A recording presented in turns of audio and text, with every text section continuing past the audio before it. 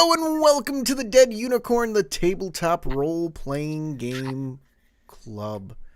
My name is Corey, and I am here with my new friends and some old friends. That's what we do on this club. We make new friends, and you, the person watching us do it, you develop a parasocial friendship with us, which we also highly encourage. I thought you were gonna say we make new friends and then grow old. If you remember to pull the chute on that parasocial relationship. uh we are doing another 7th Sea as we make our way through the grand design. The first part is the Caliberi. I am very bad at this. This is Calibri, the Calibri. Caliberi letters. I got it right here. Don't look. There it is. Don't look.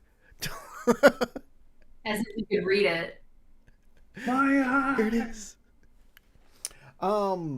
If you haven't seen 7C before, it billed himself as a narrative game. I think I need to do more heavy lifting on the narrative front when we're making these.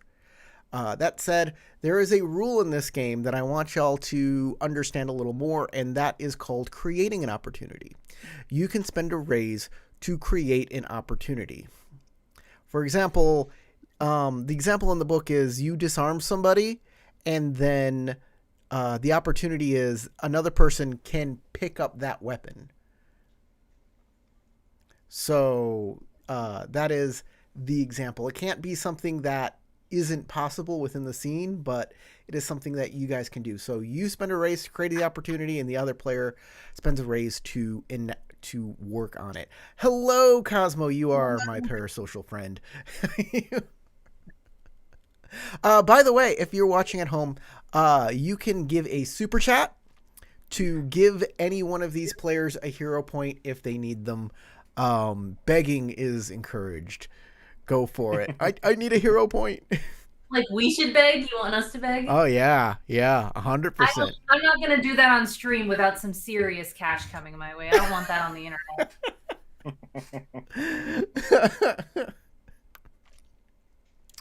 Okay, so where were we when we last left off? Well, you guys were going to the wake of Magda Mullen. And she was a war hero from the War of the Cross. It is a war where objectivists and traditionalists of the religion, the Vatican Church, warred against each other. It mirrors the Protestant movement of ancient Europe. So yeah, this game is about kind of the Renaissance time of old Europe. So Dark Ages, Renaissance, that sort of thing. Hold on, guys. My Amazon order is here. Hello. Uh-oh. Hey, Corey. Got your package for Amazon. I'll be out in a second. Thank you. Hey, Tarek, take over telling people what 7C is all about. I'll be right back. Sounds great. The game of 7th Sea is all about a kind of fantasy European, as Corey said, Renaissance era, maybe some medieval to Renaissance era influences there. That kind of hyper focuses on like the European to Eurasia area.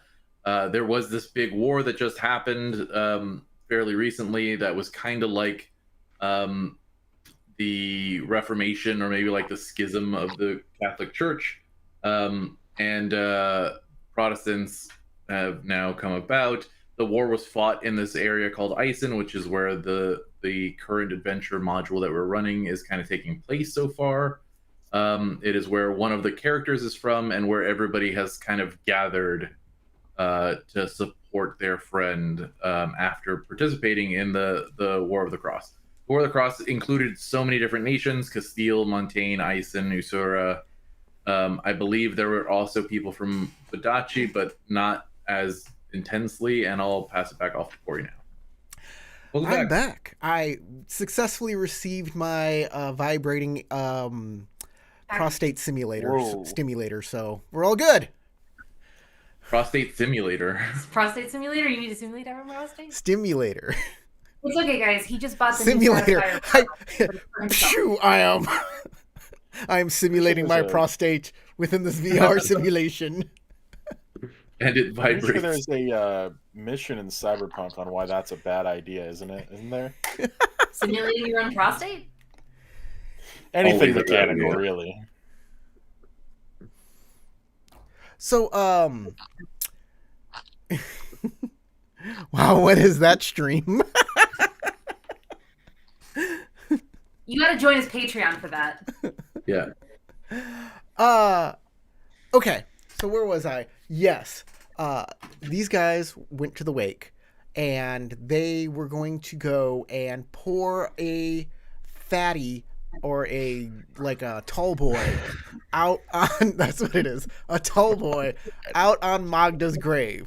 But the grave was dug up, and there were some ne'er-do-wells, some grave robbers that they had to dispatch, and they did that. Some sexual deviants in the graveyard. They found out that they were looking for a cane that belonged to Magda. The cane is actually with her daughter.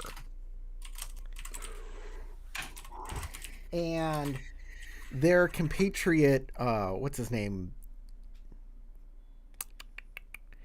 His name is Uli Jans. Jans said that he remembers that the cane is with his daughter, and they interrogated one of the grave robbers, Valentin Bon, who said that they're probably going to be, since the cane's not here, they're probably going to go after her daughter.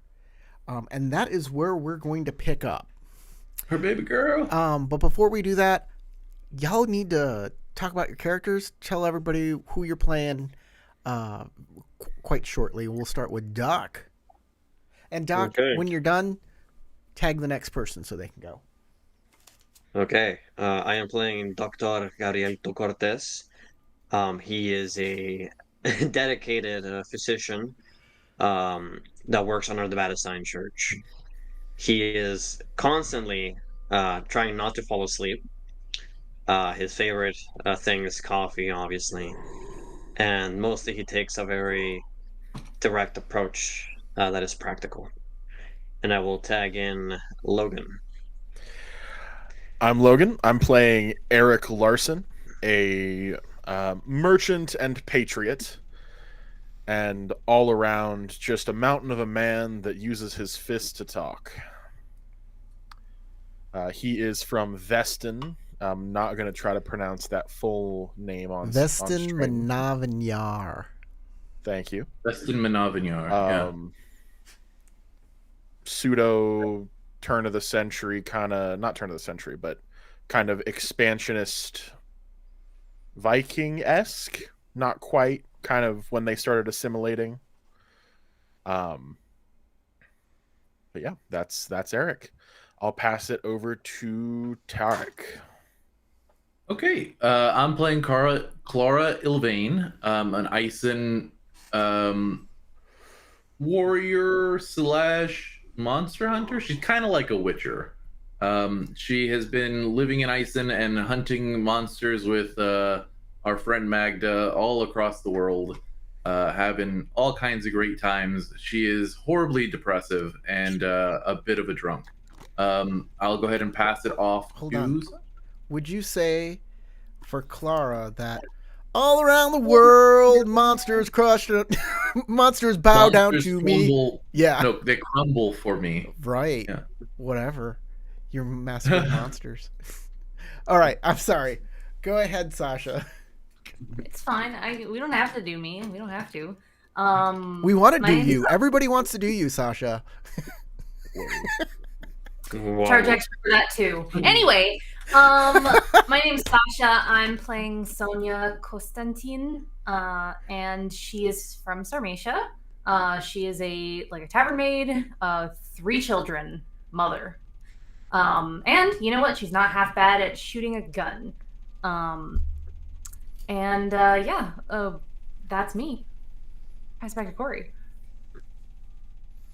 All right. We are going to go in media res. That's what it says. What that means is we pick up in the middle of the scene. This next scene starts in the middle. And I have some box text I am supposed to read to you. A stormy night. Lightning flashes across the sky, sending long shadows across the woodlands. A muddy road, a distant thunder. No, not thunder. Gunfire. 2 carriages race through the night. You've traveled 200 miles to find Muller's daughter, and it has come to a lot of miles. Carrot. I would walk 1,000 miles. Stop. And Nope. Silence. Let's Continue. get back to it. You've traveled 200 miles to find Muller's daughter, and it has come to this: a carriage race through a storm. The road is muddy and treacherous, and the carriage up ahead is your target. Sieghild Muller, clutching the silver-tipped cane. In the same carriage is a tall Vodashi man with a pistol. He's pointing the pistol right at her head and screaming at the carriage driver, "Go festa, fool!" Just 5 minutes ago, you found Sieghild Muller, but not before this Vodashi man did. He put a gun to her head and used her as a hostage and climbed into his carriage. You found a carriage of your own, and you gave chase. As you're chasing them down the muddy road, the man goes, "No, that way," and the carriage driver pulls the horses through and into a dark forest. In the deep night, it will be very dark in there, and who knows what lurks in Eisen's forests. Clara, you lurk there? Is that your? I do. I lurk there. It's Yeah. werewolves. It's just me. I like going out there and drinking beers. Putting on wolf skin pelts and terrifying the locals. Yeah, it's the only way to live. I want my Eisen-style Pilsener, please. Yeah, I'm just a typical European sitting out in the park in the middle of the night drinking Barking. and barking. Yeah. Wild. What all Europeans do, right? Pretty much. That was my understanding. Yeah. Okay, so Typical German experience. your carriage moves up alongside or behind the other carriage, and there is a small group of thugs that are with this Vodachi man protecting this carriage. They have climbed on the outside to defend against you.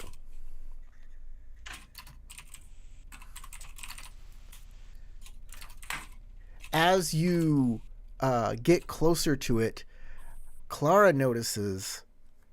Does she? Maybe. Hold on. Let me check. Let me check on these guys.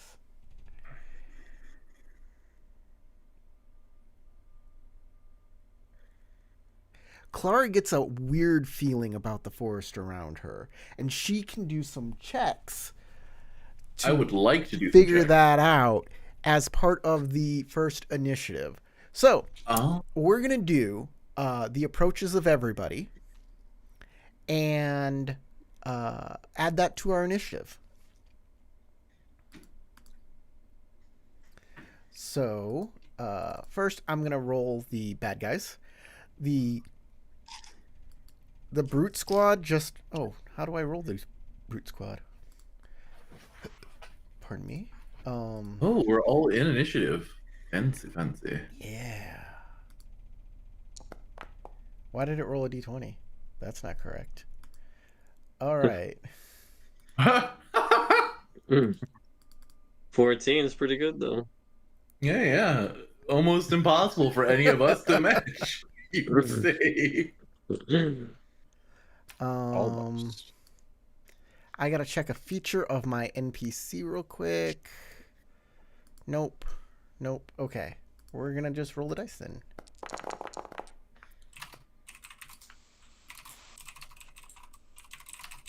Okay. He has 3 raises and 1 unused die. We add that to the initiative tracker. And, yep, that worked. So he works. But my brute squad... how does my brute squad roll?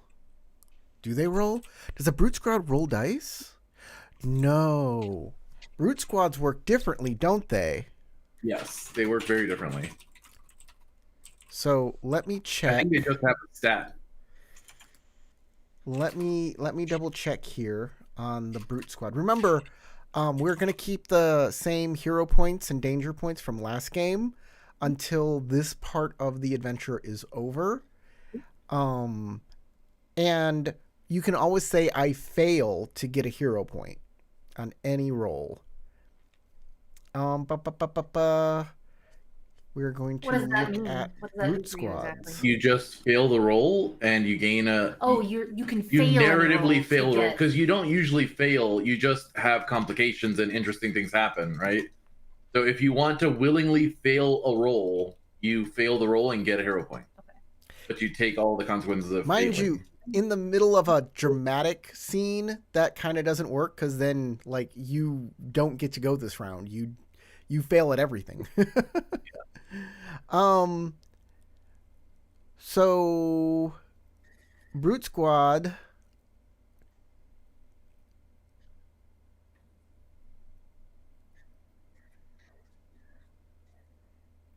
If a brute... Oh, so brute squads go last no matter what. Okay, Should we okay. be pressing the roll initiative button? No, So- you gotta choose the thing once we go through. Okay. Update combatant. Okay. Carriage, basically, the carriage defenders, the brute squad, will be doing 4 points of damage to one character this turn. And the only way to get rid of that is by attacking them and reducing their strength by doing so.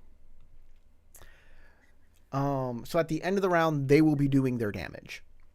That said, we're going to now go to all of the player characters, and you can tell me what your approach is to this combat. Starting with, I'm going to start with Logan. All right. First round approach. I want to try to intimidate them to leave, to like jump from their carriage for their own safety. Okay. So I'm assuming, since it's a intimidate using his size, I'm looking at brawn intimidate for Right. that. So we can do this one of 2 ways. We can say that if you succeed, it works just like any other brute squad thing, in which, well, would pressure work? Would pressure work in this situation? I don't know. So there is a rule called pressure. Where is it? Action sequence. Pressure. Nope, that wouldn't work because brute squads don't make rolls and they don't do raises. So this is how this is going to work instead. When you roll intimidate and you use your raises to attack them, their strength will be reduced by the number of raises as if you attacked them with the sword. And that So if you tells attack you them charismatically. that tells you how many of them jumped off the carriage. Okay. Okay. So also- remember, you have flair because this is the first Yes. round of combat. We're going to go to Sasha next. Sasha, what is your approach? I guess let me ask if this works or not. So I actually have a feature in Advantage called Leadership. It's a summation thing. It says you can spend a hero point to inspire a group to action. And the group has to be able to hear me. And if they're of neutral or better disposition, they'll do whatever I want as long as it's reasonable. So if Logan's character is trying to convince these people that it's not worth the hassle, can I spend a hero point and make perhaps the rest of them follow suit? If he's sort of changing their disposition. So they're hostile to you. They're not neutral or better.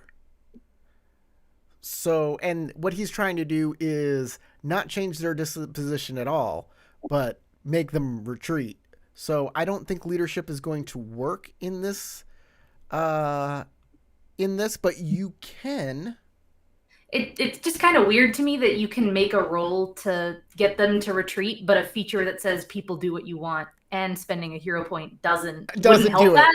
Yeah, that doesn't make a lot of sense. That is strange. But yeah, that doesn't work how it is because they have to be of neutral or better disposition. So they are actively hostile towards you. So leadership will not work. Leadership might work on the carriage driver. Can I do it on the carriage driver and get him to stop the carriage? He's not hostile to me, is he?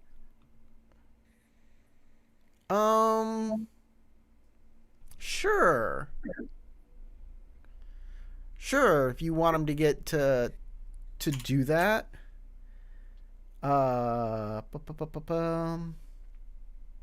Yes, you may do that. Okay, I spent the hero point. Okay. And do I need to? Does this happen immediately, or does it happen on my turn? It will happen on your turn. Okay. Or actually, yeah, you can spend a hero point and it'll happen immediately. That should happen immediately, I think. The group can hear you. They will do yeah. I assume I do it, and then it'll happen on their turn or whatever, right? So this is how I'm gonna say. This is what I'm gonna say. Because the carriages need to slow down and horses don't come to a stop instantly. Yeah. So he's gonna slow down the horses, and it's going to be there's a count that can happen. Things happen in a certain. So I'm gonna say in 4 counts that the carriage stops. Okay.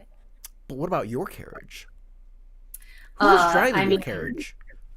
Our carriage is just trying to keep up speed with them, so I don't imagine it's going to be a big deal. If they slow down, then we would stop. But who is driving your carriage? I don't know. That's a good question. That's a you question. That's not a me question. I'm sorry. This started in media res, so this decision happened a while ago. If you want, I can roll randomly and then just assign you.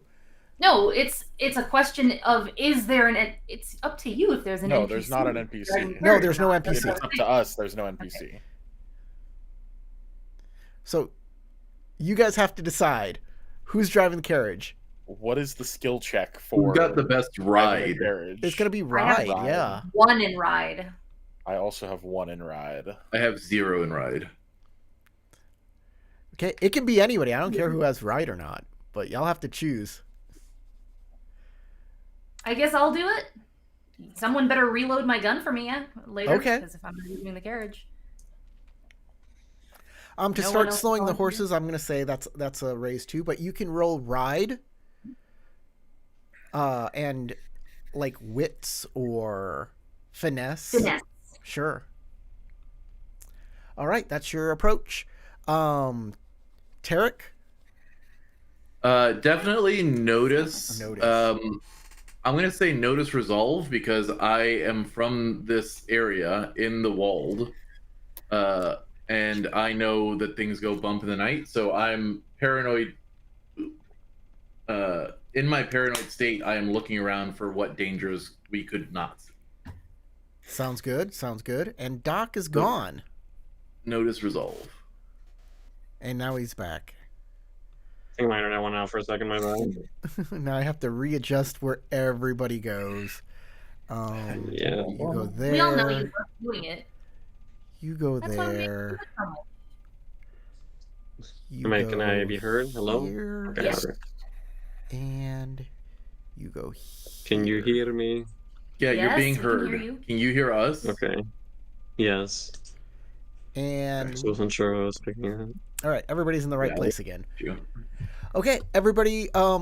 Doc, sorry, got it. You. Yes. What is Cortez doing? What is his approach? I'm thinking maybe he looks at their carriage and tries to find, using wits and notice, where the carriage and the horses are being held together, and look for a weak spot. Okay. So, notice? Yes. Notice wits. Okay. Mm. Everybody can make your rolls now, and then we'll add it to the initiative tracker. And I do have my legendary bronze, so whatever it is, I'm going to add a 10 dice to replace whatever the one doesn't get used. Oh, by the way, I still have 4 dramatic wounds. Do I get any bonuses from that, or is it just like... Yeah, your 10s explode. doesn't They'll reset? automatically Oh, I do that. forgot. I have an extra die, and I did not. And I get an roll. extra die, right? Okay. Yeah, everybody gets your flare die. Let me roll a die. Roll. No, I'll let you re-roll it. Hold on. Okay, I'll then destroy yeah, sure. your Let's do thing, that. and now you can re-roll. Perfect. Wild. But I rolled, what is that, 9 dice? 9 dice for 3 raises. Dang. Dr. Much Gabe. worse roll. Holy shit. Perfect. All right, great. That'll be great. Okay. Add. And Staying alive. we will Esposito.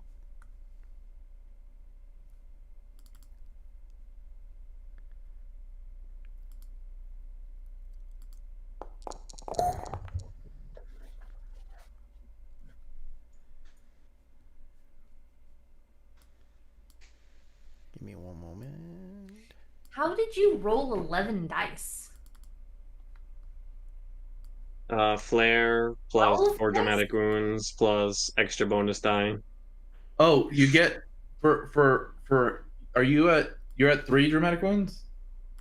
I'm at 4. Then you should be helpless. If you have 4 dramatic wounds. Oh no, wait, hold on. Am I stupid? Hold on. You should have 3. No, I'm at 3. I'm at 3. My bad. I'm almost at 4. I still don't think I got 12 it only dice. gives you one One. bonus die for the dramatic wounds. Yeah, 4 wits, 3 notice, So flare, that's 7, 8 plus the bonus die for wounds is 9. Is it because some of his dice exploded? yeah, but then my 10s explode. Just seems like it's a few dice too many still, even with the exploders. I'm not sure. 10, 10. I can't. I don't know how to No, count. each 10. So 1, 2 would explode into 2 more dice, and that's 11. Yeah. I don't know. That tracks. It's probably And I yeah. don't know. I just rolled it. I don't know what to tell you. And I put in 1 bonus die, then put 2. It's probably accurate. I like how no one knows the rules well enough to tell. Apparently, I just can't. The count is coming up pretty much accurate. I don't Alright. see a. Dr. Gabriel Cortez, you're up first. Okay. So I did say my approach was to notice a weak spot on their carriage. Right. How would that work again? Sorry. I can just tell you the weak spots. You notice that you can probably like pull off let's say you can open up I don't know how carriages work. You can open up the trunk and there's a way to like stand there. There are wheels, and if you can find something heavy enough, you can bust up a wheel. There are the place where the horses are attached. Horses aren't like, they're not easily detached. So that is not a weak point. But let's say like one of the doors is a weak point, and you can just, if you can hit the latch, the door will come off and swing outward. And because it swings in a certain way, it'll just stay open. Okay. And that's one raise. What if I kill the horses? I mean, there are 2 horses, and killing a horse would be bad. Yeah, no. But I want you to remember something. Something very important. You want to spend another raise, and I can give you this very important detail. Oh, I haven't used any raises, I don't think so. Yeah, that is a raise for that information that I just gave you, yes. Oh, okay. Okay, so I have... If you want to spend another raise, I can give you a very important piece of information if you're looking to kill a horse or destroy the wheel. Okay. So I'm at 4 raises now. Okay. You're here to rescue somebody who's on the carriage. So killing a horse or destroying a wheel might crash the carriage and really harm the person that you're trying to save or kill the person that you're trying to save. Okay, we don't want that. I guess I could attempt the door thingy, but that's on my... I already used 2 raises, so I don't know if there's any other turn. Okay. Is there any other turn? You get to go again, actually. You have one more raise that you can go before the bad guy goes, and so is Eric. Eric is... Decide who goes first. I'll say Eric, because I already went twice. All right. Eric is attempting to... as Dr. Gabriel Cortez is scanning the thing, and he's like, that's a weak point, and that can go, and oh yeah, there's a hostage in there. I gotta worry about that. You start yelling at the brute squads and being like, you cannot, I will destroy all of you. You can say what you want to say to intimidate them and tell me how many raises you're spending on them. I'll dump all 4. Okay. Since you said they had 4 points, and I can kind of effectively negate that, I hope. Kind of. So these guys have a special ability called Tenacious. So they're a bit more resilient to this kind of attack. So you will actually reduce their strength by 2. Okay, that works. With those 4 raises. It costs an extra... You have to do 2 raises instead of 1 raise for sure. But that'll be all 4 of yours, and you can role play what you say to make them jump. He steps up on top of the carriage, lifting his broadsword in the air, and just simply shouts, "Who's ready to die first?" And I mean, he's getting ready to jump over, but we'll see how many jump off before then. 2 of them. All right. There's 2 left. And that brings us... Y'all can spend your raises. Eric can go down to 0. Dr. Gabriel Cortez, what are you doing this turn? Again. I would like to throw a knife at the door's weak spot and open it. All right. You throw a knife. Pack. The latch comes off. Ping! The knife flies up into the air. Somebody can just spend a raise right now to grab the knife out of midair if you wanna do that. Any one of you.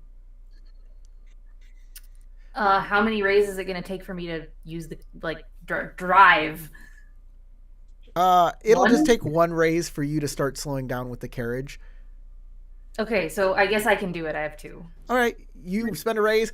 Plink! Grab that knife out of midair as it ricochets off the other carriage as you're flying by. The door swings open.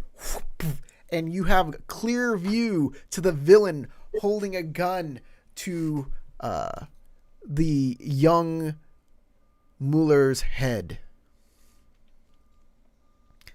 The carriage is starting to slow down. So that's and Antonio Esposito. Yeah, he's the villain. Okay. The villain says, "Don't slow down, driver." And we'll pull out a knife. a sword and run it straight through the cabin and into the driver's and right through the driver's chest. And the driver goes, that's what happens to traitors. You drive, and forces one of the brute squad to drive, reducing that strength down to 1. Okay. That's not my Well, fault. use the I raise. don't take credit for that. I didn't do it. That was a kill added to the tally. I just opened the door. I didn't mean it for a driver to die. You monsters. I thought the monsters here were from the walled, but in truth, they So were my roll the raise companions. to throw the All right, dagger, Clara. and then Clara and Cortez. okay. You can go ahead Oh. first. No, go ahead. I already threw my knife. Well, I mean, mine's super easy. I'm detecting. What do I detect? All right, you see ghostly figures kind of coming through the woods towards you. They look like they're gonna make mischief. Probably. If you want to spend another raise, I can give you some extra information. I will do exactly that. Okay, these things are Vulgeist. Voldgeist. Vulgeist. They are evil spirits that lurk in Eisen forests. They are particularly vulnerable to fire. Also a light. They are vulnerable to light. They fly. They're extremely swift and can come out of nowhere and just attack you and disappear. They are fearsome, so as you notice them, there is a pit in your stomach that starts to take hold. And in fact, I am going to spend a danger point to increase their fearsomeness. So they are now a Fear 2 rating. Oh boy. It'll cost 2 danger points Okay. for both of them. Can I, as part of those 2 raises, can I also warn the party that there are geists appearing? Yes, but to deliver all of the information that I'm giving you, it will take a raise. But you can just say for free that there are geists or ghosts or whatnot that are approaching. Okay, I will say all of the information you gave me, and I will use all my raises. Okay. So I will tell everybody, the Voldengeists are here. Be careful. They are only vulnerable to fire and light, and they can attack without you seeing. They're not only vulnerable; they are especially vulnerable. They are especially vulnerable. Good job not doing a Russian accent this time. I'm proud of you. It's my bad. Oh god. Sorry. Okay, never mind. Go back to Russian. My problem. Oh god. All right, Dr. Gabriel Cortez. So with 3 raises. So how does failing work to get a hero point? You have to fail the entire roll. When you start to make the roll, you say "I fail," which means you don't get to do anything for the entire round. Oh, okay. Yeah, no, I don't know if I want that. Question. Oh, I'm sorry. By the way, throwing a dagger is not a notice thing, so it costs 2 raises to that. So you're actually down to, okay. 2, not 3. Can I ask a question real quick? Corey? Yes. Could I spend a hero point in media res? Since we started in media res, we were doing a bunch of stuff for 200 miles. Sure. To have prepped some unguents for this travel through the world. Yeah, you already have your old unguents prepared too. Yeah, those old unguents are all used though. Oh, okay. I don't have any. Yeah, go ahead. So I'd like to spend one on that. Okay.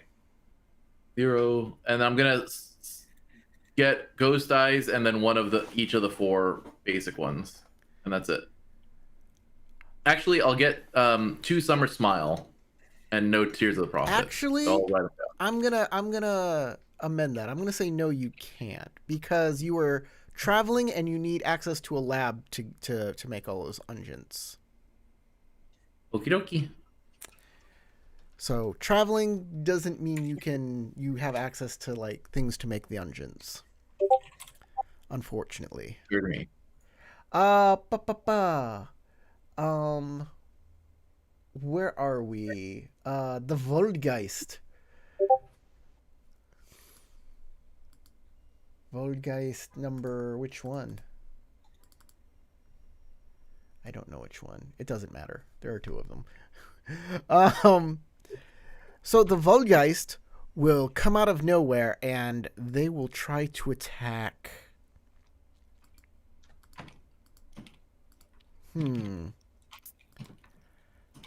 I think they're going to steer clear of the monster hunter and try and attack the thing that they think is the least imposing, and that will be the doctor. Oh my! I'm gonna spend another session getting beat up.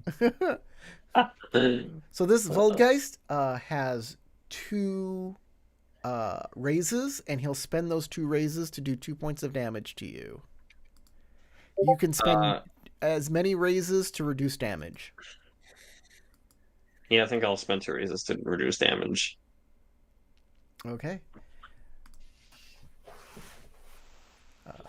Update. So how many wounds is that? 0.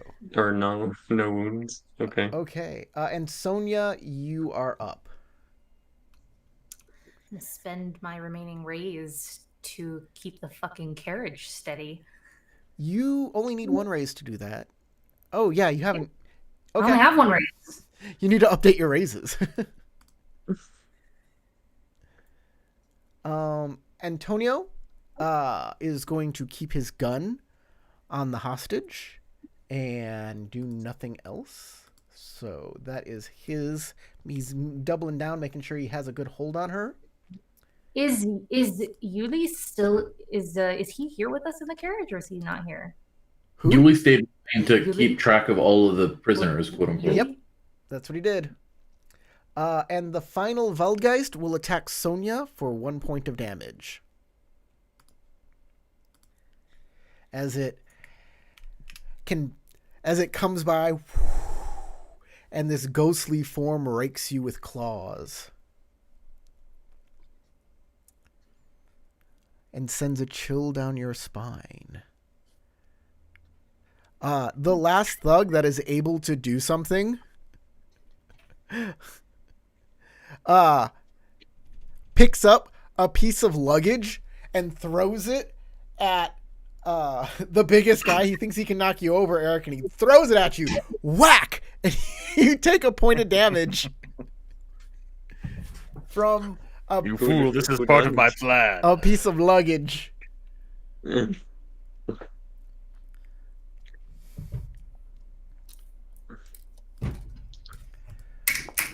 Okay, I need we're going to start a new round and I need approaches, and I'm going to start with Tarek. I am going to use athletics, finesse, to jump on top of our carriage to start fending off the ghosts. Okay. So I'm going to balance myself around on the top of the carriage that we are on. Since this is to a get fear best leverage. effect, you are at -2. Since you're attacking the spirits, you have -2 dice from Okay. fear. Other than that, but you do have flair. I do have flair. And wounds.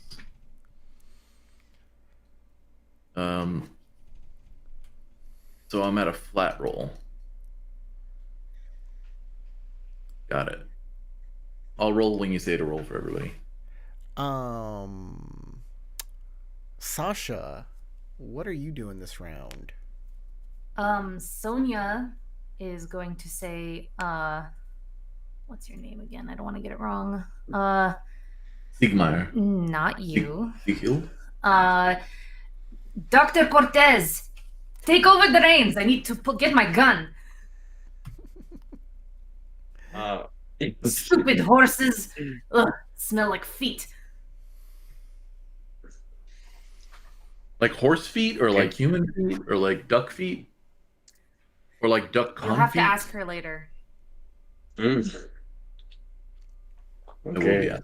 Might not be the horses that smell like feet, but I was, I'm not gonna call that out. We can just believe it's the horses and leave the rest for interpretation. One moment. Okay, Logan, what is your character up to? I would like to leap into the door that Dr. Cortez so generously opened for me. Okay, athletics. Athletics, brawn athletics.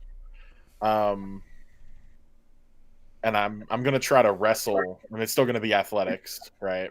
But we're gonna try to wrestle the gun away. Oh, interesting. Inside. Okay. Sasha, what was your skill that you're using, by the way? I'm going with finesse and aim. I'm turning over the reins to the doctor. And who are you attacking specifically? I am there. Is there one goon left that isn't? There's a goon left. But the goon, the shot might be wasted on a goon. I'll put it that way. So there's one goon left. There's the goon driving, and there's a goon in the carriage, and then there's the dude, and then there's ghosts. There's a goon riding the carriage attacking you guys. There's a goon on the driving the carriage, and then there's the villain with the gun, and then there's two ghosts attacking you guys. It's as if the ghosts know that you guys are heroes and those guys are villains, and they're fucking with you specifically. But maybe you can get the ghosts to attack them somehow. Is that a thing that you can do? You can just like talk to ghosts?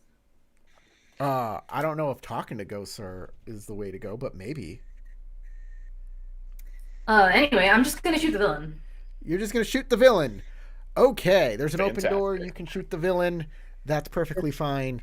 I'm not the fucking Ghostbuster here. Tarek can try to control the ghosts if he wants. That's his problem, not mine. All right. Dr. Cortez. Well, for me, it's I'm gonna attempt to use wits to find a way to dodge away from the ghost currently on me, and ride to take over the reins as I try to walk back and take Sonya's place. Say that again. Hello? Say that again. Hello. Yeah, say the approach again. Okay, so I'm gonna use wits to attempt to find a way to weave around the ghost and ride to take over the reins. The game specifically says you don't do dodging. There's no dodge in the game, and they don't like that when you say dodge. I thought you said dodge, and you probably did, and that's why I was like, wait a minute. So you're gonna go over to take over the reins. That's gonna be a ride check to take the reins. Otherwise, it's gonna be two raises instead of one. Okay. Yeah. And dodging's not a thing. That's something you automatically kind of do. I meant more like narrative. You're always trying to not get whacked. I'm guessing. Yeah, but you're supposed to be like, in order to dodge, you're like, I jump out of the way by rolling through the basket of the front of the carriage. Well, yeah, that's why it said I try to find a way to weave around the ghost and dodge into the carriage. What is this? What is this way that you found? I want to know about it. He kind of. Okay, this place. Hold on, I'm a little bit. I know. Now you have to be a narrator too. Oh, okay. That's exactly what Tarek said was, you have to figure it out. You have to explain your actions narratively. Yeah. Okay. So I kind of just like find it's kind of difficult because I don't want to like assume, but Gabriel just kind of kicks underneath him and kind of breaks one of the boards and just takes the long way inside he's on the top, so he takes the long way inside the carriage essentially. I love that. Yeah. So basically you grab the side of the carriage and you're gonna like flip inside of it and then squeeze out next to Sasha to grab it. Yeah. That's an athletics check. Now we can do athletics. And And whenever you do those kind of long descriptions, you're supposed to, in addition to getting a flare dice, if you change descriptions, gain a bonus dice for a particularly good description. You know what? Okay. That you did that now, I'll give you a bonus die for it. I like that. Thank you, Tarek. Okay. Thank you, Tarek. Everybody can make their dice rolling.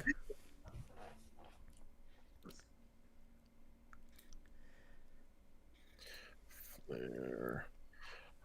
Would this action, jumping the gap, be benefited by my large trait for a bonus die? No, because what you're jumping into is a smaller cabin. Got it. Like, I understand, like, jumping can be definitely helped by large, but in this case, since the thing you're trying to jump into is small or normal person size, For sure. that works against you. Anybody want to give me a hero point? Because the way I see it, I might be hitting the dirt.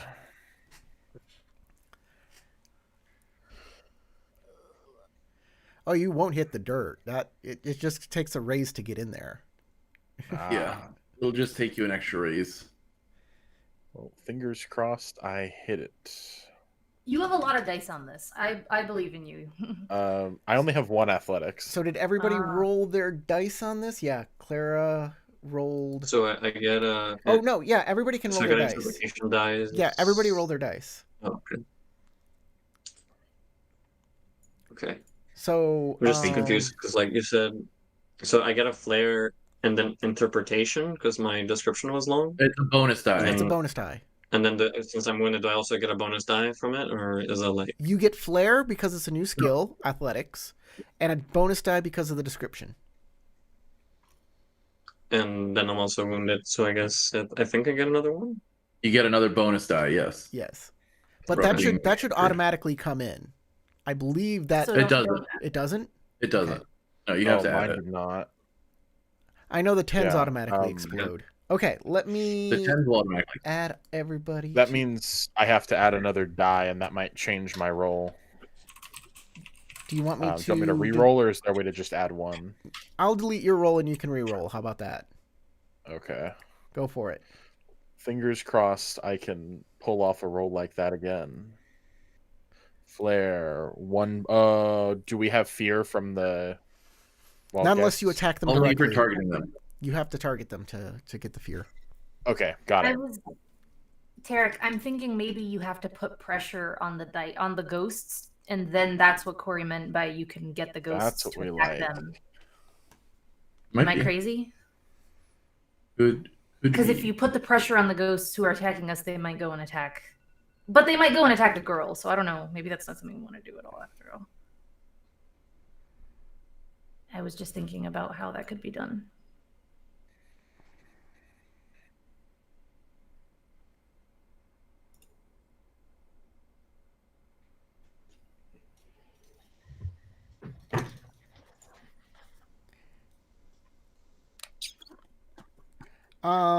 What it says here in the book is that it is an opportunity. Making the brute strike a Waldgeist by accident is an opportunity that costs 4 raises, actually. That's not a bad option later.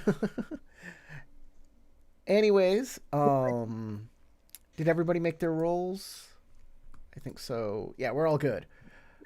Okay. Dr. Gabriel Cortez is not part of this. Where is his ad? Okay. Why is Antonio add? Try that again. There we go. Okay. Antonio Espinito, the villain, the Vodashi villain, goes first. And he didn't got nothing to do right now, so he's just gonna hang on and let you guys who go on 4 go. So Eric, you're up. Eric and Sonia, whatever y'all want to do. Do you want to shoot him first? That way I'm not in the way when I get over there. Sasha? Sure. All Sounds right. good.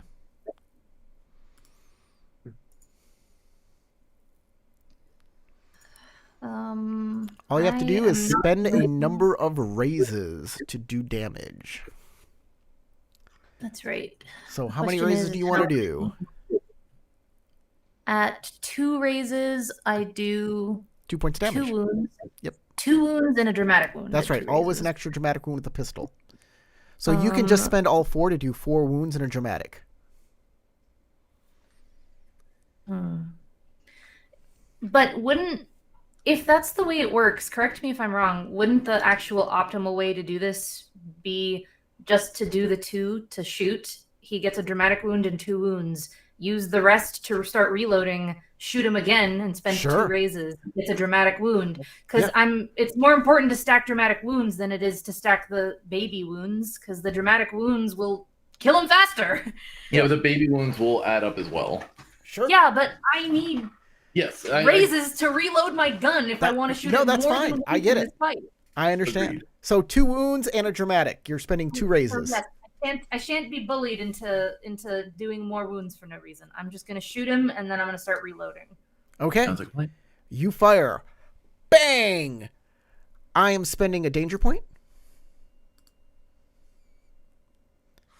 And the carriage, the carriage that you're shooting at, the driver, as he sees you aim, he pulls back on the reins, and you miss your target, and it wings the guy who's driving the carriage. Ah!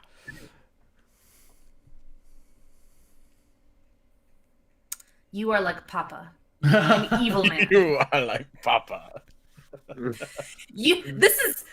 You know who I'm thinking does this shit is like, oh, do you want to take an attack of opportunity? Do you Oh, want to cast that spell? after? Do you want to Yeah. counter spell? Are you sure? You are like Papa. Yo. Glad I didn't waste all my fucking raises. It's a good narrative thing though. Like I like this system for like using those The carriage danger points for intrusions. The carriage defenders have an ability called guard. I get to spend a danger point and redirect an attack towards them. I'm going to drop the rest of my raises because I'm just going to spend those reloading. Okay. Eric Larson, the big guy. Spend a raise to jump into the hole. Yep, raise spent to jump into the hole. And, well, now I'm gonna take the gun from him, or at least try to. Okay. He's gonna spend his raises because he still goes at 4. Okay. And he is going to try and kick you out. As you jump in, he's going to give you a swift kick. I'm going to spend 2 raises, 1 to do a point of damage and 1 to make you stumble out. You can spend a raise to negate the damage, and you can spend a raise to keep your footing. Or you I'll can take the damage and keep my footing. Okay, you'll take a point of damage. And that leaves me with 2 to try to take his weapon. That is correct.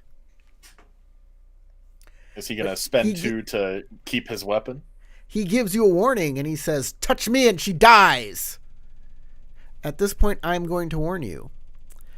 I am going to spend all of my danger points to shoot her before you can grab me. You need to spend more hero points than I have danger points to stop me before I shoot her if you decide that you want to grab his weapon out of my hand. Okay. I am telling you now. Remind me, are virtues once per section or once per scene?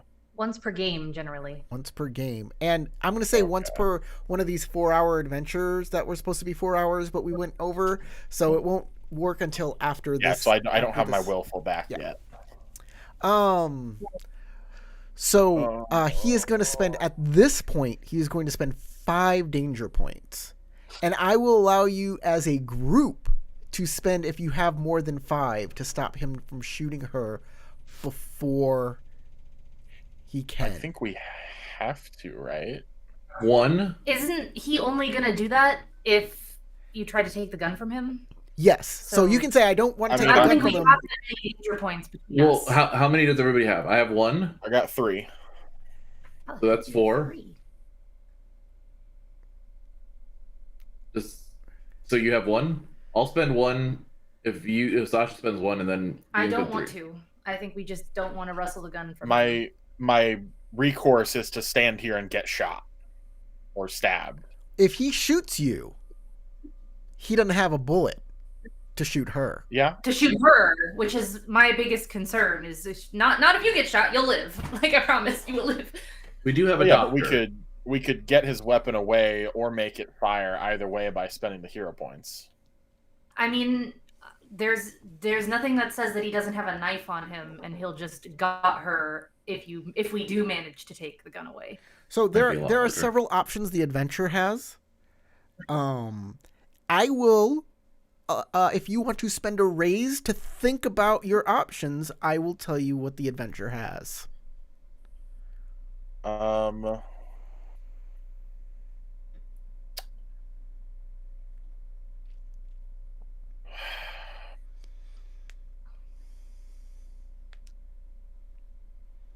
Yeah, that's probably the safe bet. I'll spend Okay. that.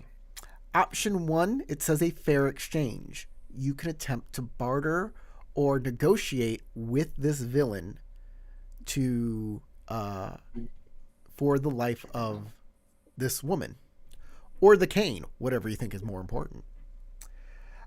You can have that physical confrontation, or you can try and force him to surrender by making the odds so hard against him. But so those are your 3 kind of options this has here. Well, with 1 raise left, I can't do anything because those would be outside of my athletics.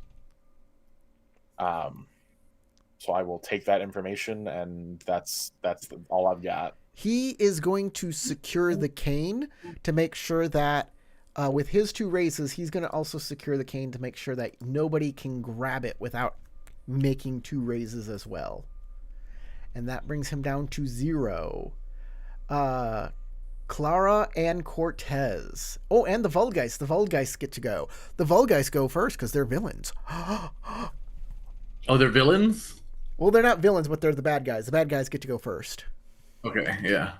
They're monsters. They're monsters, but they're not monster villains. They're just monsters. I'm assuming we didn't get hero points at the start of the session, right? Because No. we're holding out the last one. Okay. No, after this scene you will. Okay, they will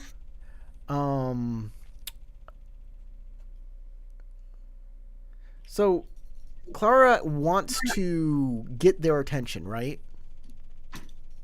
Yes. If you want to spend a raise, they'll attack you. I'll spend a raise to let them attack me. Okay, you institute pressure on them to get them to attack you, and they will. They will both spend 2 raises, doing 4 points of damage to you. You can spend a raise to get rid of those. Ouchies.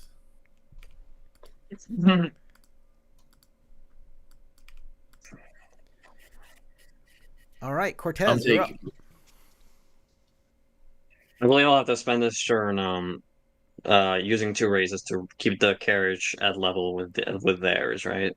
Right. So you can spend 1 raise to get yourself through the carriage and another to grab the reins, but you can't actually control the horses right now because it'll cost 2 raises because you didn't use ride, you used athletics.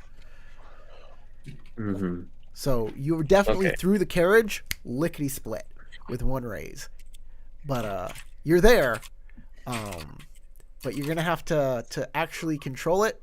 If the other carriage makes a move to do something, you're not gonna be in a good place to follow until next turn. Okay. Right. I guess that's I don't think I have much of a choice. I'll have to use both races to grapple the reins Okay. and get to them. Update your raises. So Clara and Eric, you both have one raise left to spend. I am Iron replying one of the ghosts. Sounds great. So I will remove 2 of the damage that I took because I can only do it from one source, and it will take 6 points of wounds. Boom. Done. That's the end of me. Can I spend my last point to, I guess, try to make it harder for myself to be knocked out? Since that would still be in the realm of athletics. Otherwise, the point's just gone and we can start the next round. I don't think so. There's no, like, unless you take damage, you can't spend in... It's always Fair a enough. response to thing. Okay, let's go back and...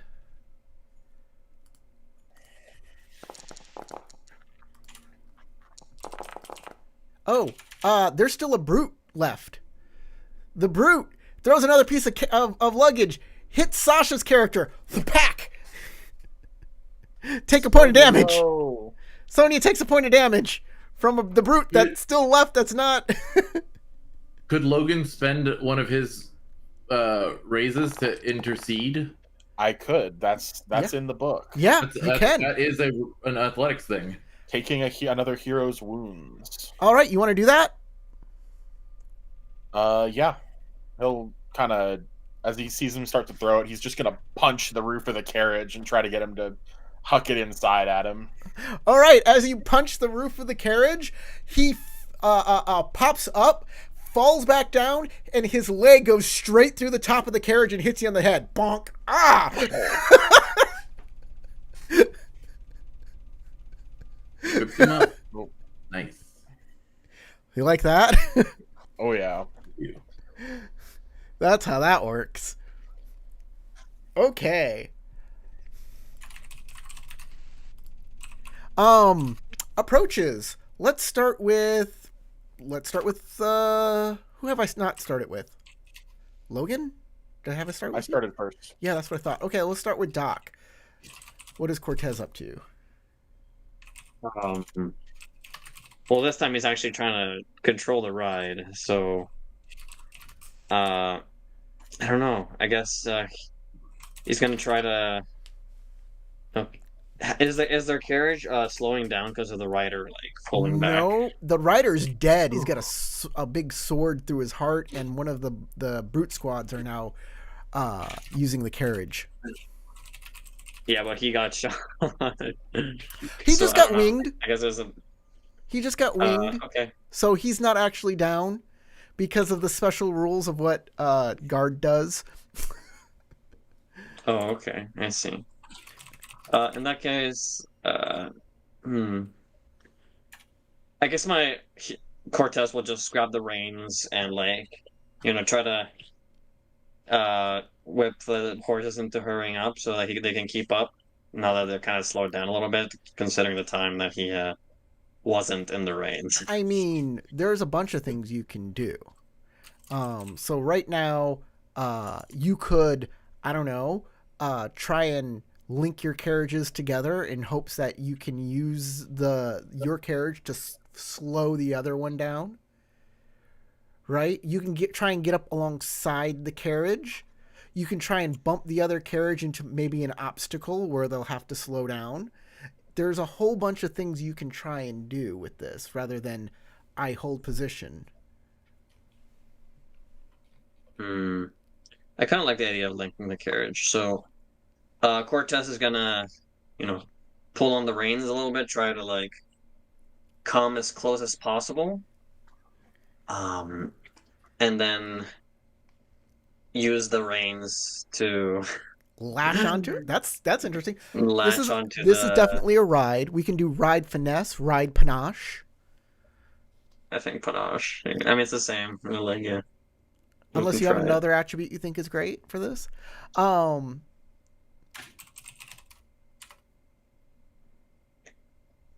think wits, because he's trying to calculate the. Sasha, why would you want to do that?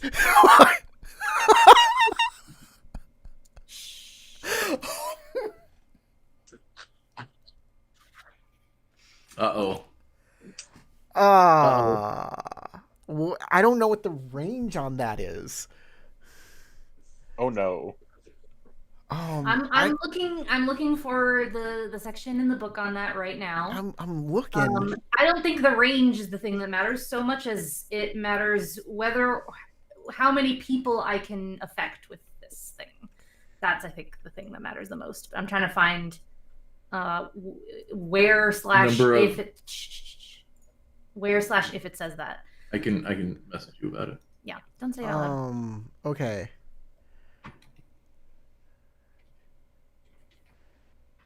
Well, I think you have to like literally use a blade covered in your blood to open the portal. Corey, supposed to not say that out loud. What's the point of whispering if you're gonna run your mouth? Shut your gob. Okay. Never mind. Forget about it.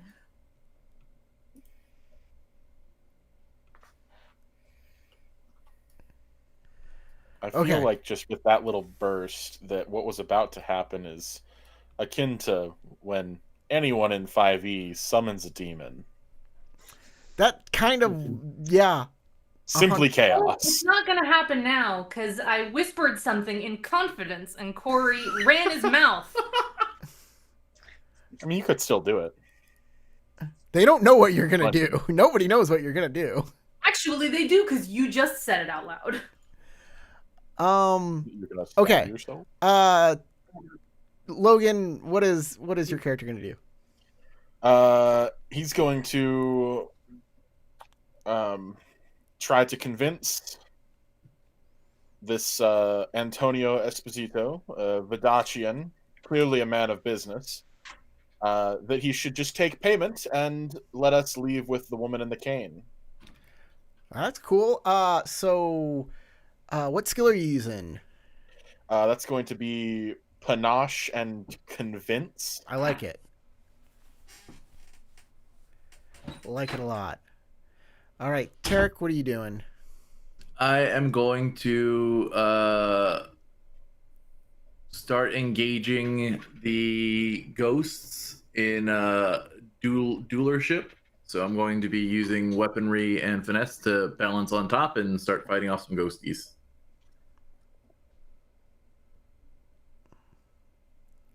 All right.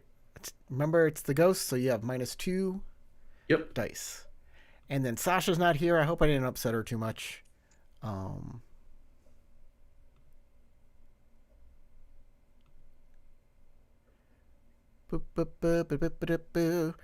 can all roll your dice, I guess. Yeah.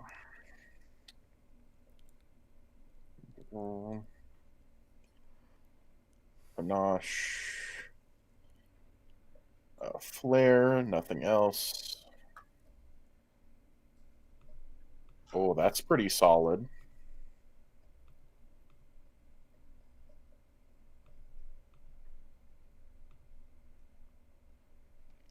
Okay. And we're just waiting on Sasha to come back. I forgot to do my extra die again, but I don't think it would change anything because I got... Well, actually it would. It would add another raise, even if it rolls a 1. Would you like me to delete this roll?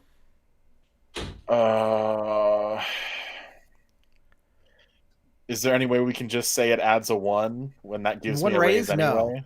Not 1 raise. Like, if the die was a 1, minimum possible roll, it still gives me a raise. Okay. Because I'm 10, 10, 9, 9, 2. I guess so. Yeah. Okay. You can just add a raise then, because that would be the thing. Oh, many thanks.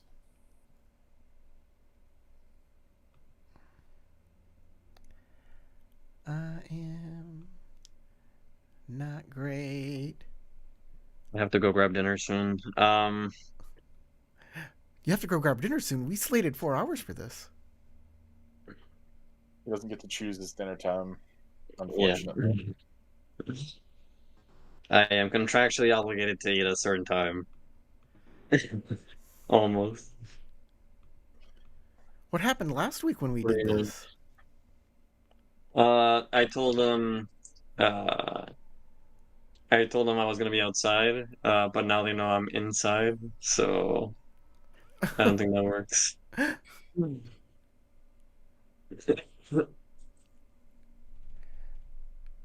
So I don't know how this kind of stuff works. Um.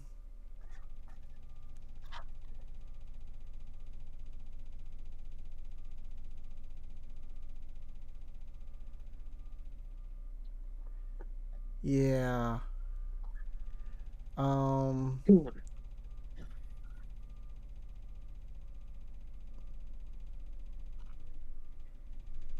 Wait, what? Of any of her marks.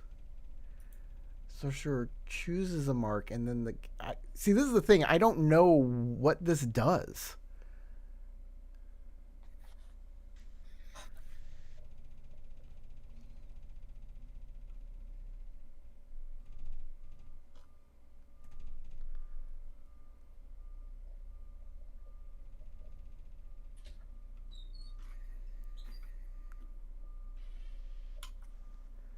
Can walk to a major mark. This allows her to open a portal, stepping through, appearing to a similar portal.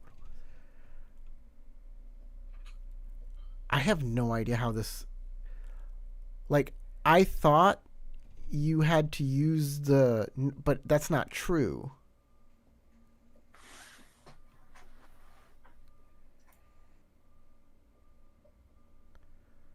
So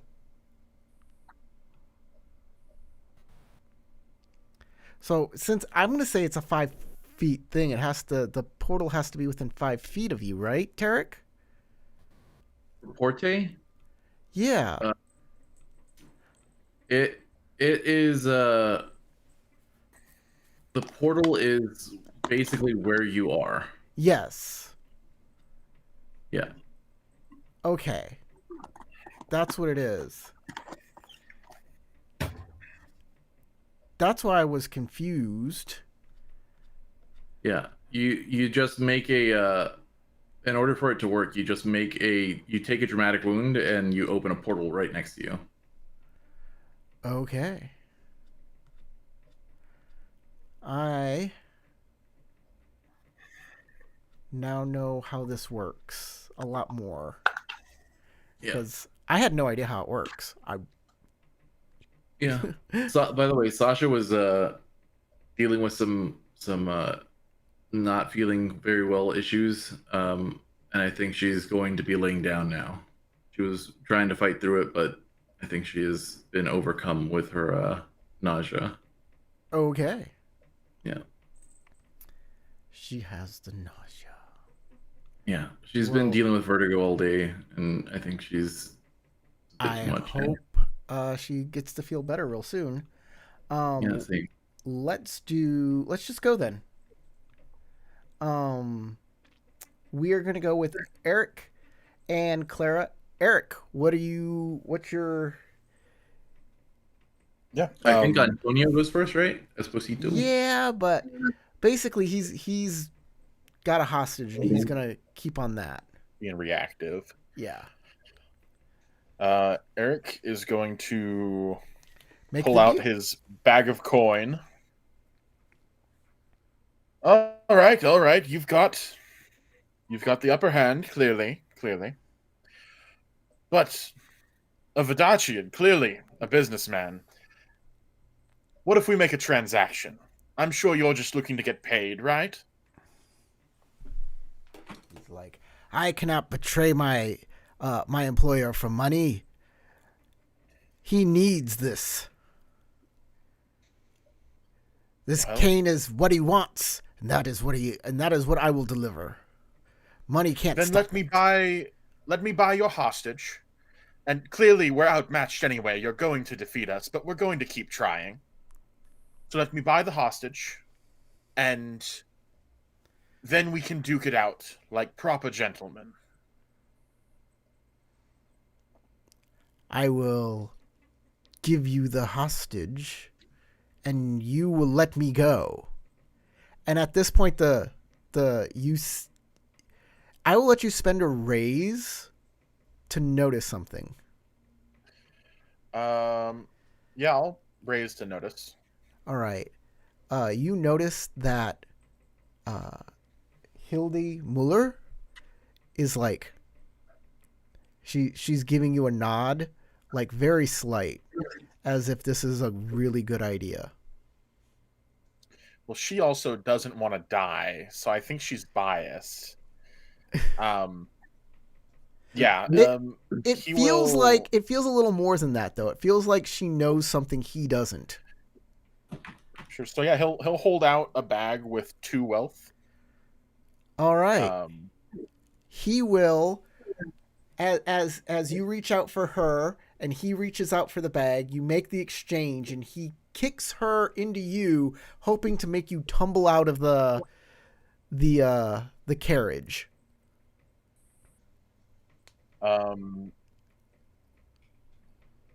He has more points than I have to put into this, so I'm gonna say I'm just gonna spend all the points I have to try to prevent her from taking damage. Okay, that sounds great. He just kind of wraps his, big arms around her and takes the tumble. Okay. Cortez. That's you also see a hero point for spending the guild's money on something more than profit. You see Gabriel Cortez, or sorry, you're Cortez. You see Eric Larson fall out of the other carriage with the lady. What do you do? He's going to kind of yell out the back. Do you have the cane? Thump, thump, thump. No! Thump, thump. Fuck. He's gonna continue on what he was doing before, You which is hear to... Hildy say, "Cane's not important." The cane's not important, I guess. That's what she says. Only life is. You can continue after them if you want, or you can stop for. Don't leave me here in the ghost woods. Stop for Eric.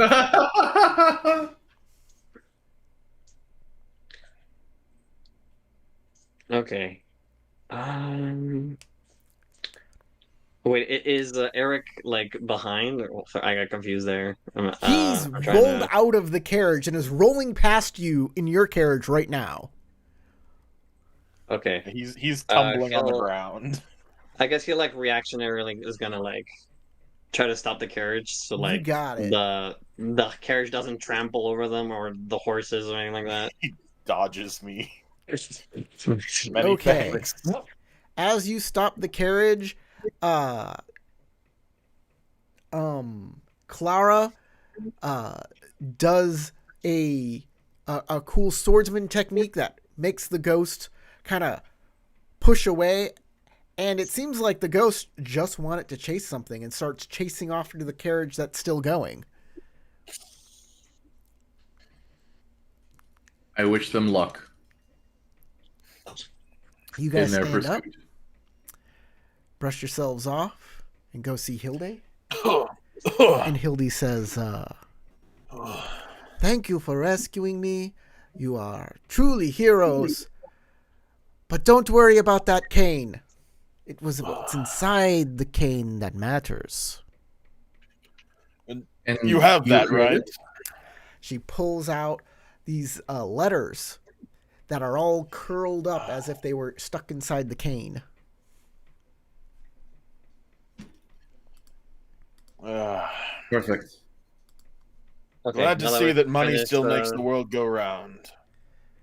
We know the world's round, right? Yeah. Yes. It's actually quadrihedral. It's oblong. Okay, now that we finished the combat, I'll be back. I need to go get dinner. Hold on. This game's almost over. We're just going to stop it here. Here are your letters. And I'm going to show the audience the letters.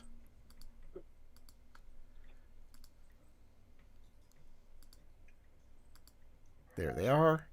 All right. Religious zeal makes the throne of Avalon easy to manipulate. Her devotion to the throne of Castile is unquestioning. Control Castile and we control Avalon. Already sending armies to assist Perez at Barcino, 17TPX. Rogue elements in the marches and Innismore have been dealt with. No one has seen the O entity for years.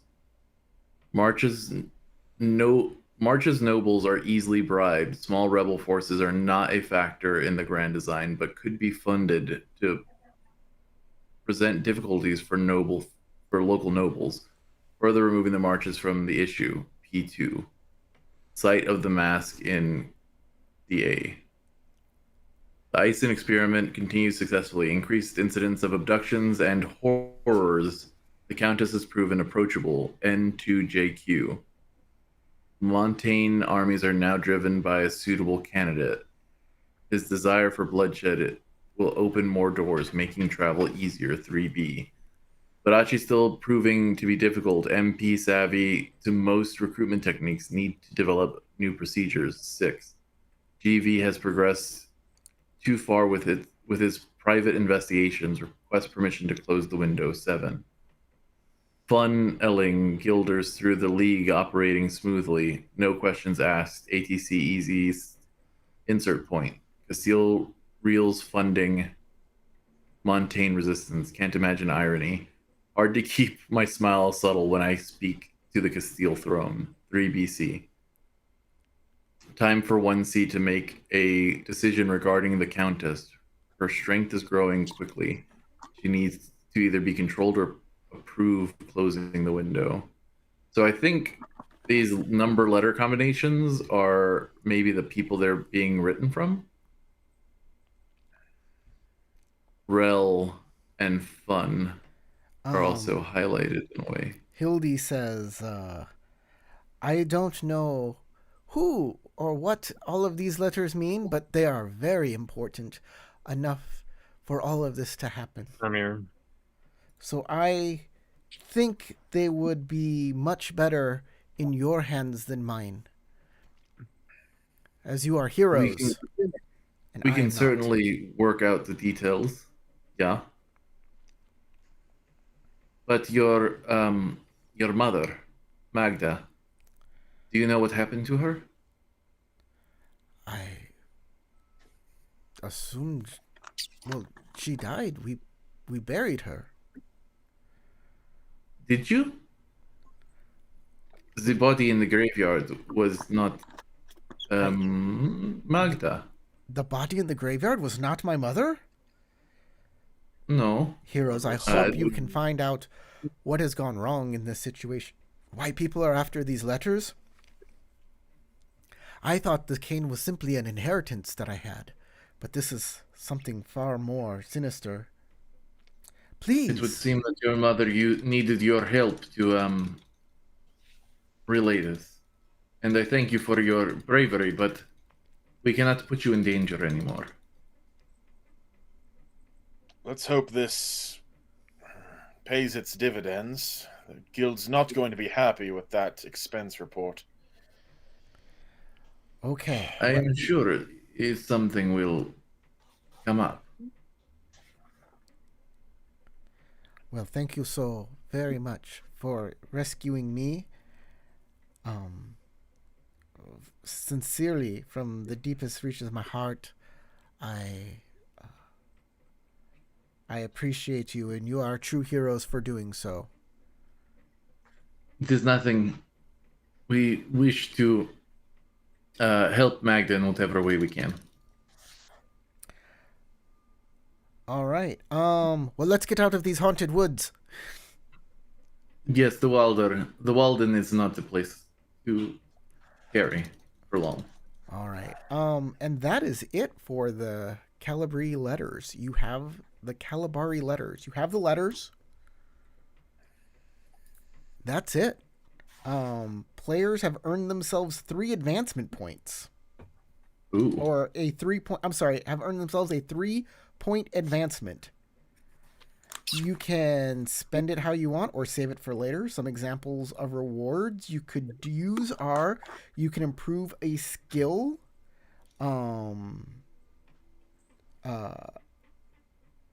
If you can use one advancement point to get a 1 in a skill, 2 advancement point to get 2 in a skill if you have a 1, and 3 advancement points to get 3 in a skill if you have a 2 in it. Okay. You can change a quirk with 3-point advancement. You can change or gain. Change a quirk. It says change a quirk. Okay. You can purchase an advantage such as disarming smile.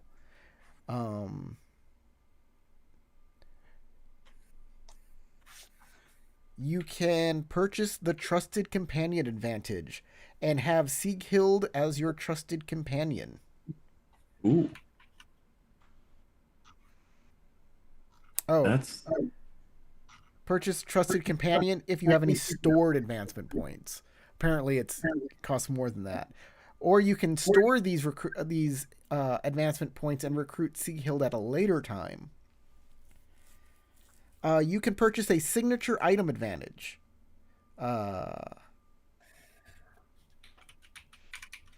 Nope, you can't do that because you didn't get his. Basically, Espinito's sword is a masterpiece and could serve as a signature item if you were able to get that, but nope.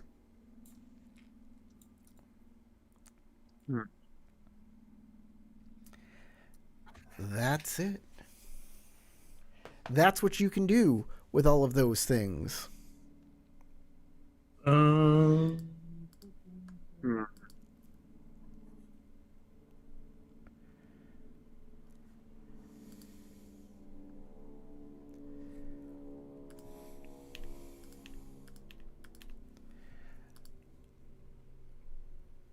I don't suppose a dueling style is a 3-point.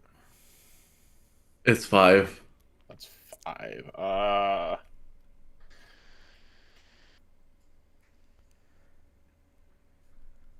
tempted to just save my 3 in hopes that I get up to 5 before we end this.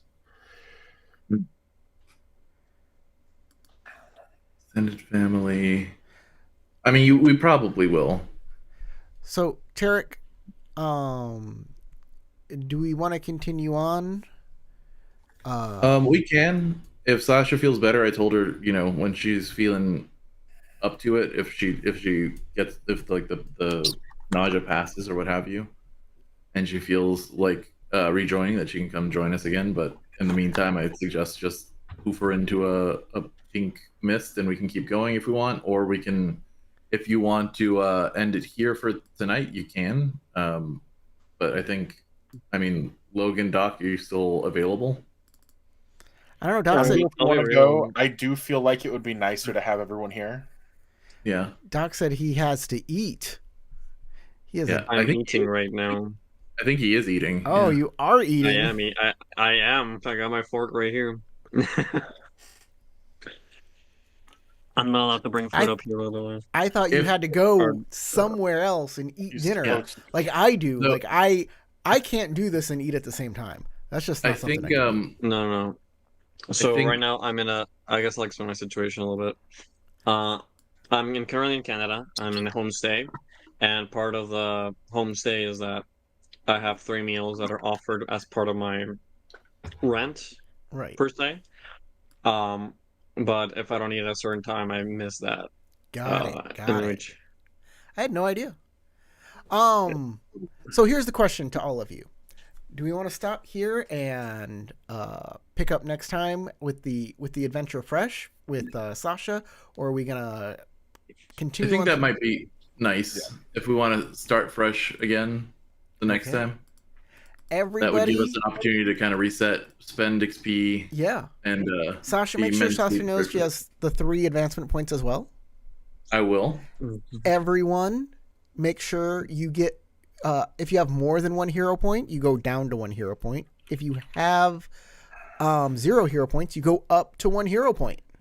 My beautiful Four's hero points. I believe that's how it works, right? Hero points are. I think so. I think they reset completely after a new I game get to session. cash those for anything?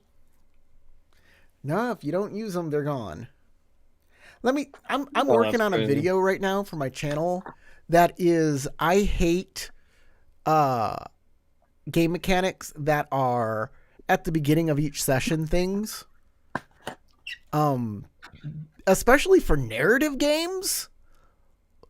I mean, the beginning of each session is not a narrative thing. That is an out of character thing. That is a us doing things thing. Right? And so that sort of rule once per session like disrupts the narrative, doesn't it?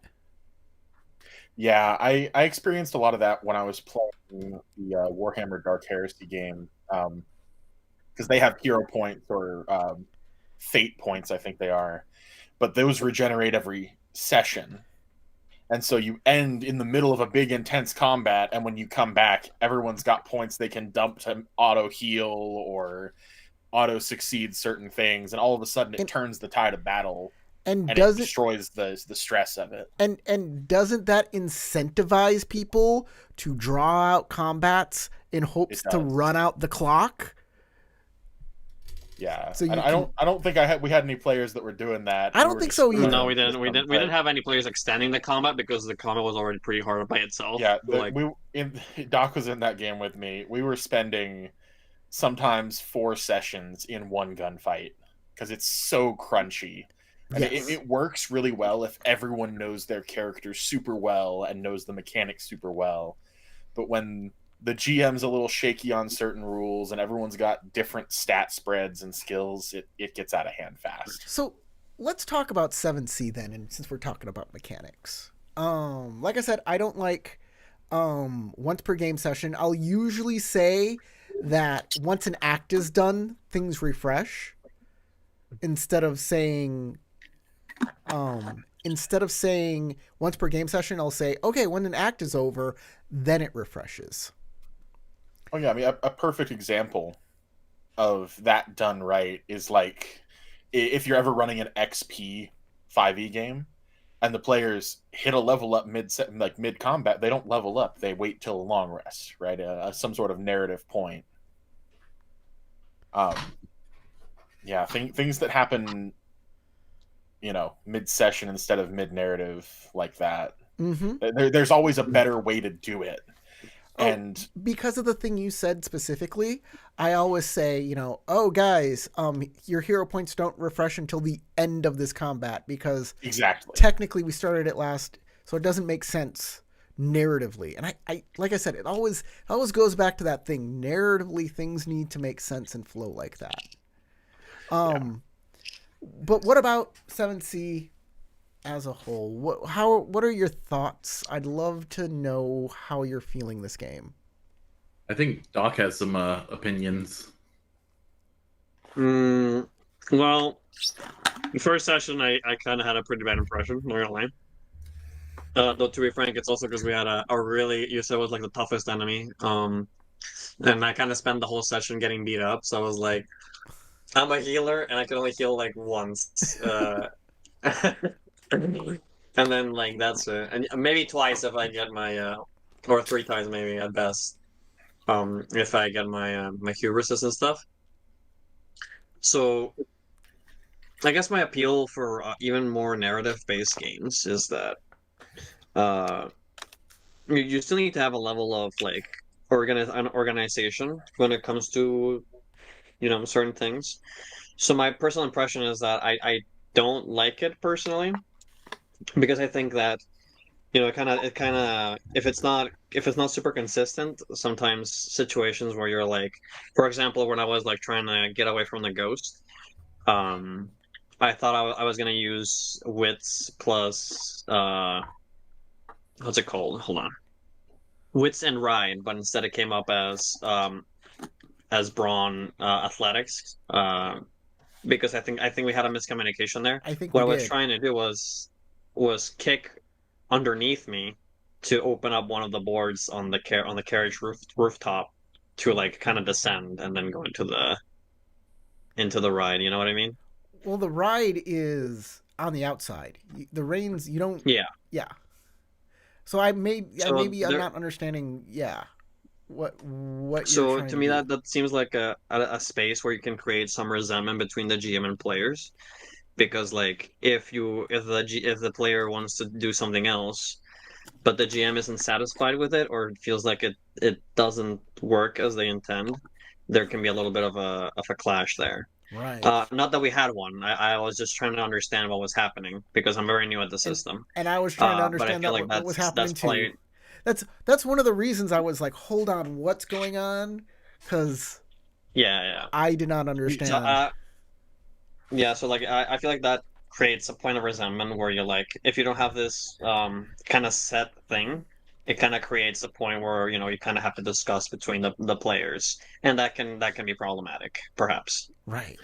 I feel like or a possible aid, not necessarily a solution, but an aid to that would be not a map, but a visual aid. A picture of the type of carriage we're in, so it's easier to understand what we have to work with.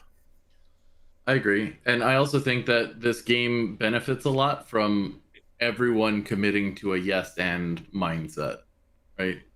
Like here's my thought process on what I want to do. If it seems a little more strained, then maybe there's a dice penalty or consequences that need to be added. And if there's like an interesting opportunity, then like maybe you throw an extra bonus die to the player who nicely describes what they're doing, that kind of thing. So this adventure has no pictures at all. And the description is extremely light. It's just like there's a carriage. Where was this carriage found? How did you get it? Why are there two carriages outside of Hildy's house? Why are there two carriages outside of Hildy's house? None of those things matter. And it feels like when I'm running this adventure, everything is in service to the action and nothing is in service to like the actual mystery that's happening. Like there's really a mystery there, but the mystery is just like, yeah, she's it's not the corpse and here are the letters and nobody knows anything. It's all hush hush and you can't give out any information right now. Later, that's for later. So it feels very I don't know if y'all felt like it was very opaque. It definitely was very, very kind of not necessarily confusing, but shrouded.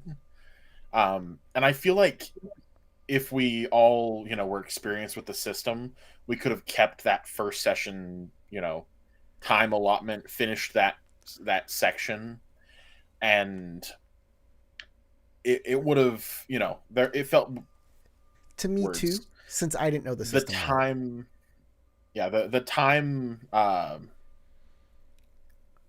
between the sessions and the real, like our real time versus the narrative time, it would have felt like we got into the meat of it a little faster. But that's not something we can, it's new for you, it's new for us. It's not something we can avoid in a first session. Like I said, one of the things that I thought missed out on last game is I didn't think I described enough of what was happening with all of the action around you. I simply said, there's an iron reply and and then you take damage. This guy attacks you and you take damage. Rather than in this game, I tried to say, oh yeah, the brute squad throws a big thing of luggage at you and it takes a point of damage and his foot goes through. It definitely felt a lot better. And that'll be something I think all of us need to kind of commit to that. Like a 2-sentence or more, at least, descriptor. I'm gonna jump into the carriage and kind of hanging on the outside still because he's a big dude. And there's this face off. There has to be some more descriptor, and I know I was pretty short on that as well. But giving more collaborative storytelling as it is, to kind of flesh that out and give a better understanding of the surroundings. I think that's the next, logical, the next step. I have some other thoughts, but Tarek, I want to hear from you if you have anything you want to say. I mean, I think this is definitely leans into a game like style that lends itself to a lot more narrative storytelling from everybody and like collaborative storytelling. And it does. I agree a lot with what Logan was saying in terms of like being able to narrate out those ideas is really important, and also being able to like this is like it reminds me of when we were playing um L5R and stuff, and when we would like do things like some things are in front of everybody. This is a much more like um player driven plot kind of game normally, I think, instead of like regardless of the adventure module. 7th Sea second edition feels like it's very designed to be driven by player interest and player story. Do we want to as well as GM story and player now that we got this and major plot? Now that we got this first part out of the way, I was like, let's not make player stories if this is just going to be a one shot. But if we're going to go through the entire thing, do you guys want to make the player stories and I'll try and put them into the game? I totally would love that. I think Sasha would too. I do think there is a layer of like also player subtlety, like in World of Darkness, L5R, 7th Sea. There's always these like things that are more like, I think players want to control the pace at which their narrative advances, or when their narrative is exposed. Okay. And I think that helps as well to get people more engaged and invested into stuff that's going on. I'll work with y'all to make player stories. Doc, you wanted to say something. Doc had something. Before we move off of that, I did have one more thing to add to that. Just that it feels like the system is made for... the system doesn't lend itself to the pacing of modules.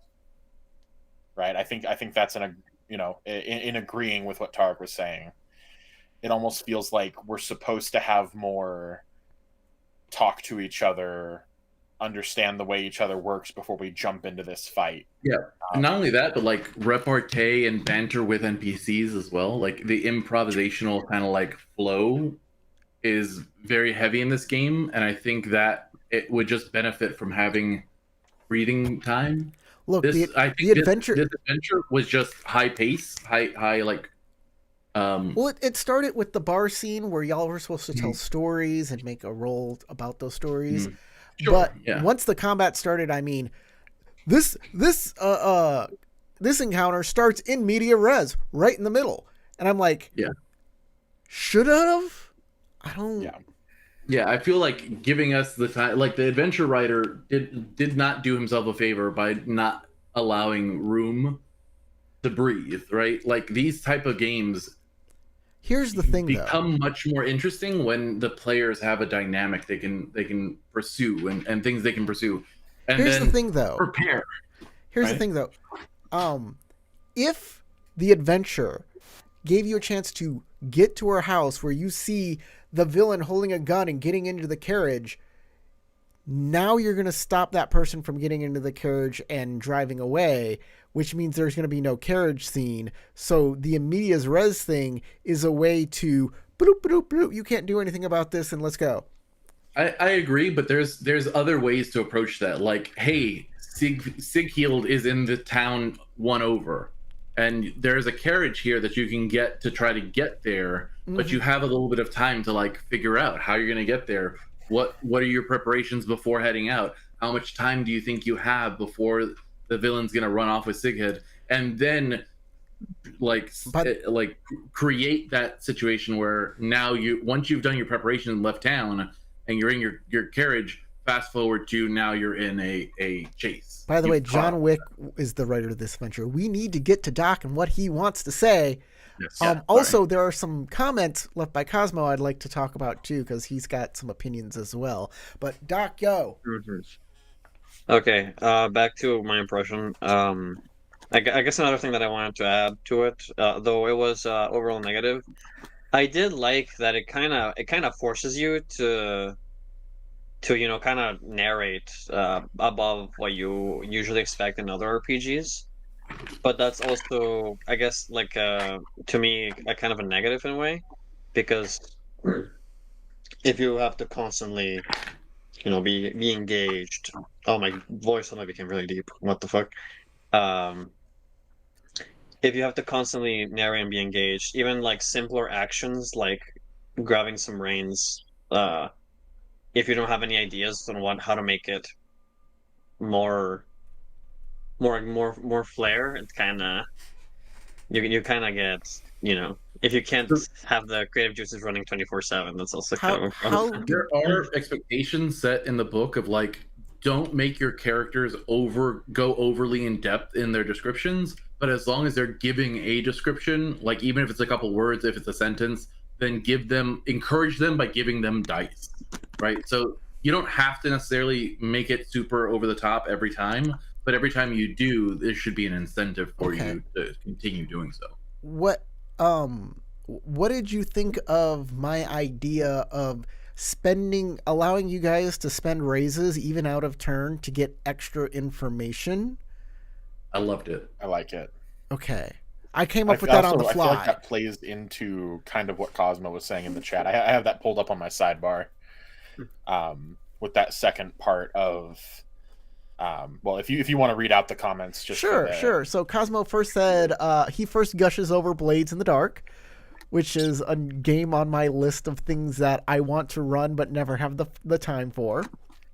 And then he says, I think it's a good exercise for players to not ask, can I ask the GM for more information? Oh, I think it's a good exercise for players to not ask, can I ask the GM for more info or more tools, and instead ask, what is the coolest thing my character can do right now? And playing off of that, you giving us that out of turn spend a raise for this, and instead of us having to kind of sit and get crunchy and strategize, and letting us just, there's definitely room for thinking about it and processing the whole encounter, but it definitely helps it flow more when you like you did, coming out and saying, hey, do you want to spend a raise to notice something? It was fantastic.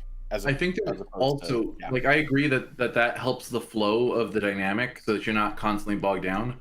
But I also think in 7C, in this edition of 7C specifically, there's a change in mindset of like, then it talks about this in the book, that you should not think about yourself as failing checks unless you're willingly failing the check. So having the freedom to narrate out what you want to do, I know you feel, because we come from games like D&D and stuff that have much more hard and like immobile rules of how an order of operations needs to happen. In this game, you're supposed to assume, like, I assume that there is a lantern hanging off the carriage that I can grab onto the pole that it's tied to and swing myself into the rider seat. And that's just what you do. Like, there's not, like, the GM is expected to kind of like roll with those punches and give you like the rules of the check, and you're supposed to negotiate that out. But in terms of narrating what you want to do, you have the freedom of just like saying it. Like, you kind of do, actually. Yeah, you just make up whatever details you want. Well, what does this bar look like? I'm like, is there something you want in the bar? Just say it's there and make it part of your role. And I'm perfectly, like, that's kind of what the game wants you to do. On that sort of thing, though, on that whole crunchy thing. So I wanted to say something about this a long time ago, and I finally get around to what I get to say. And what I get to say is, I don't know how many raises or what raises constitute what kind of actions. And sometimes making it a single raise to do something seems really powerful. For example, you can just disarm somebody with a single raise, I think. You can do 1 point of damage with a raise, or you can just disarm them. That's weird. That seems like something that would take at least 2 raises. I feel like in those situations, contested raises like you did the other game makes sense. Like if I'm holding something and you want to take it from me, you spend a raise to take it from me. I can just spend a raise to keep it in my hand, and then you just bid raises until the person who ultimately will win out will win out. That's what I had to do. That's what I felt like it. But the thing is like There's no then you structure for run it. then you run the villain out of all of his raises, and it's usually one villain versus like a whole bunch of players, and the players are just going to overwhelm him anyways. Yeah, But yeah. because of action economy. Yeah. It's the action economy, which just goes to like, you ever play those diceless games where it's just like, oh, you spend X amount of energy and the other person spends X amount of energy, and whoever spends the most energy gets to do what they want, and the other person can go kick rocks because they didn't have enough energy, and it is not a great feeling. Yeah. I feel like something like that can be fixed though, because I do like the stacking points, but like you said, they will get action economied out eventually. Something like a skill test, D&D's old grapple rules, or just some sort of roll off of like, well, my whole action is based on brawn to try to disarm you. That is so whether that's just a D20 or a whole nother. I like the idea Yeah, that Logan just expressed, like having a dramatic sequence in an action sequence where it's like you spend the race to initiate this action, but you still need to make a roll to do it. That even includes like you can choose to fail that. You know what I mean? That feels like an anathema to like the entire concept of what they're trying to do with this game. Yeah, I know. I do have to start getting going though. I'm gonna get Sasha some food. She's not. All right. Hey guys, thanks for everything.